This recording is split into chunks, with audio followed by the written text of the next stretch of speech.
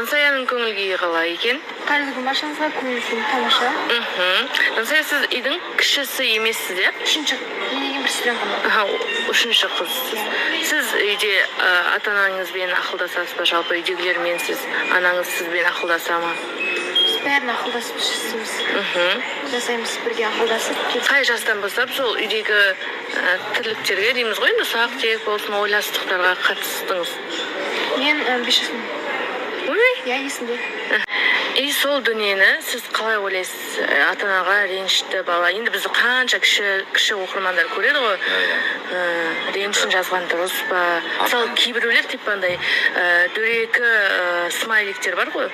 Сондайларды, мысалы, ортан саусақ деген сияқтыларды ата-анасына жіберіп жататындарды мен естідім. Енді ата-анаға деген ренжу айту деген мүлдем дұрыс емес нәрсе. Бірінші класста тамақ істей беретін, қатты пысық болдым. Ауылда тұрды қандай тезек жасау деген бар ғой. Тезек терек. 5 жасынан бастап жасайтын. Қазір ұмытып қалдым ба?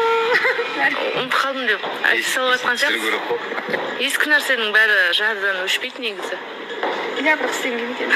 Беріп, емізді түннің ортасында тұрып, енді ер жеткен кезде, кішкене ойын біліп қалған кезде, есін біліп қалған кезде ата-анаға ренжу дұрыс емес. Енді бір келіспейтін нәрселерін айтуға болады, сөйлесіп шешуге болады, а былай ренжу деген өте дұрыс емес.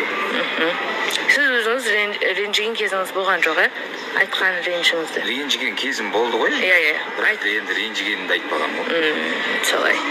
Сол үшін кішкентай балаларға айтамыз, олай айтпаңыздар, жасамаңыздар. Біраз нәрседен қалдық қой, аламай қап ше. Анау сияқты болғым керек еді деп бір жәутеңдеп қатып кететін ек. Жәутеңдеп қалдығым келмейді мен бала шағам. Сұраған нәрсесін мүмкіндігінше беруге тырысамын.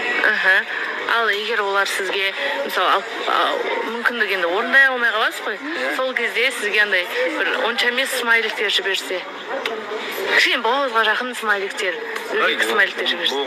Бұлай нәрселер жіберсем мен қатты тәрбиелеймін. Мен өзім қатты тәрбиеден шыққан адаммын да. Қаталсыз ба?